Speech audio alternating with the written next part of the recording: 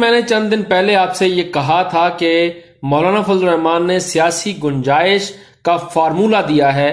آصف علی زرداری نے ملاقات کی، ان کے ساتھ پاکستان تحریک انصاف کے ایک اعلیٰ سطحی وفد نے آج ملاقات کی، نگران وزیر داخلہ ان سے ملاقات کے لیے آئے، اس کے بعد خرم دستگیر بھی ان کے ساتھ ملاقات کے لیے آئے ہیں، اور بنیادی طور پر یہ گرینڈ ڈائیلاگ کا جو عمل ہے وہ شروع ہوا چاہتا ہے۔ 18 تاریخ کو مولانا فضل الرحمان نے اپنی مجلس عمومی کا اجلاس طلب کر لیا ہے، اور اس کے بعد ایک بڑا فیصلہ کرنے جا رہے ہیں۔ دیکھنا ہوگا کہ کیا مولانا فضل الرحمان فارمولے پر وہ عمل درآمد کرانے میں کامیاب ہوں گے۔ ابھی تک الیکشن کمیشن نے واضح طور پر الیکشن اناؤنس نہیں کیے۔